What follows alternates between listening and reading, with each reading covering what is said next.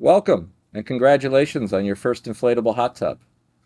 I can tell you from personal experience, these tubs are just great, especially here on a 37-degree day. How much better can this be? But you may be asking, how do I keep the water safe? Keep it clear. Well, in the following video, we're going to show you just how to do that in the most simple and cost-effective way. The best part about my method is you won't need expensive chemicals. In fact, you can get most everything you need right here at the grocery store. So first things first, now that we have the tub filled up, we need to turn the filter system on. It's important to run the filter even if you're not using the tub to circulate and clean the water. Think about a flowing stream versus a stagnant swamp. Good circulation and filtration are very important. Let's talk about chemistry. We need to use a sanitizer to keep algae and bacteria from living in our tub. By far, my favorite way to sanitize the tub is liquid bleach. In a larger swimming pool, other water balancing chemicals are needed. But in this case, because the tub is so small, we'll be changing out the water often enough that rarely is there a need to add additional chemicals. My water is always fresh and clear, and I literally am able to maintain the tub with less than 1 gallon of liquid bleach a month. But why am I suggesting bleach? My friend's wife thought he was crazy when she saw him pouring bleach into his hot tub. Well, bleach is simply liquid chlorine, chemically known as sodium hypochlorite. The only difference between grocery store bleach and liquid chlorine you'd purchase at the pool store is the percentage of the active ingredient, with common bleach being between 5 and 8% strength and pool store liquid chlorine being between 10 and 12%.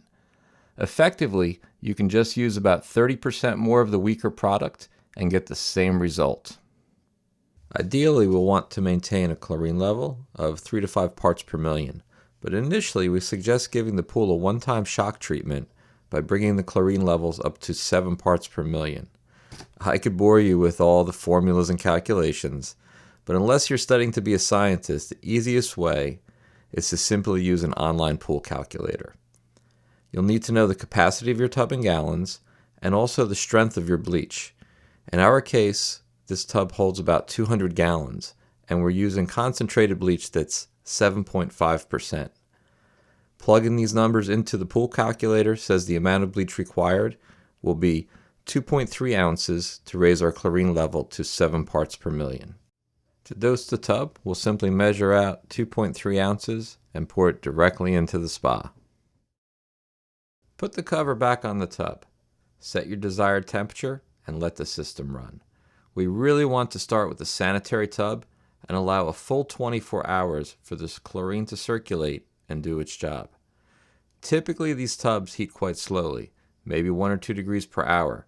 So unless you're in the Polar Bear Club, this initial 24-hour of runtime is needed anyways to bring our tub up to a comfortable temperature.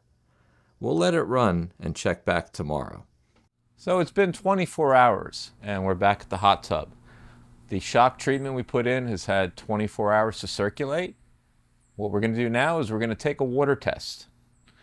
I've got something here. These are AquaCheck test strips.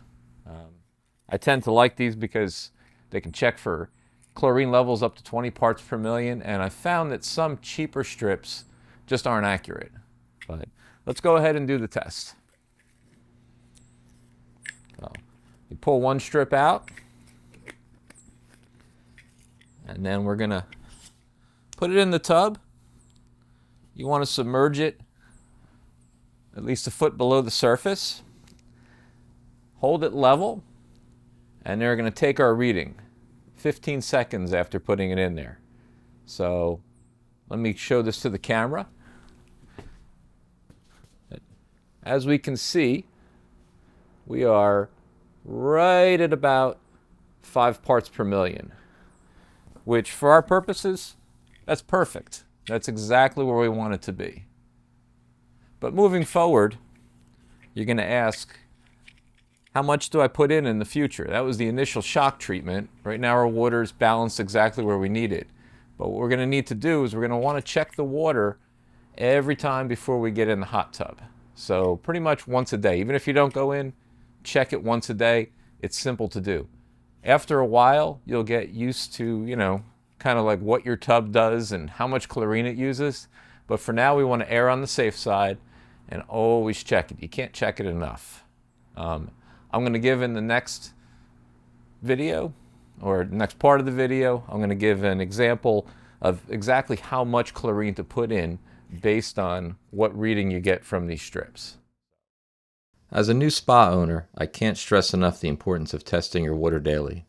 Eventually you'll get a feel for how much chlorine your spa uses, and you may be able to go a couple days without testing, but for now, always test before you use the tub. And even if you're not going in for a soak, still dip a strip in daily. There really is no set it and forget it or daily amount I can recommend because every tub is different. Factors such as bather load, water temperature, organic contaminants, and circulation all can affect how much chlorine your spa will consume. Just remember, we need to keep the chlorine level between 3 and 5 parts per million.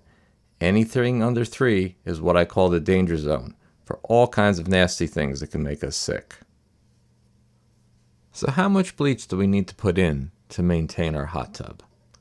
Let's give a real-world example where our chlorine has dropped down to 3 parts per million. We know any lower than this will be getting into the danger zone. So ideally, we want to restore the level back up to 5 parts per million. This means we need to raise 200 gallons of water 2 parts per million with 7.5% bleach. Looking at our calculator, we need to add 0.7 ounces of bleach to attain this goal. It really is that simple. Just measure and add the bleach to our tub. So that's the basics of how we need to maintain our tub with just laundry bleach. Simply keep the level between 3 and 5 parts per million as indicated on your test strips. If for some reason the tub gets away from you and turns cloudy or green due to not adding enough chlorine, I would suggest starting over again with an initial shock and emptying the tub, which brings me to something I hinted at earlier, water changes. With such a small body of water, it's imperative to change out the water once a month or even sooner with heavier bather loads. I generally do water changes monthly, and in addition, a partial water change of 1/3 of the water at 2-week intervals. To change the water in your tub, shut off the filter system and unplug it. Open the drain cap and allow the desired amount of water to drain out. Put the drain cap back on and refill the tub to normal operating levels, then restart your filter system. So this brings us to the end of our video.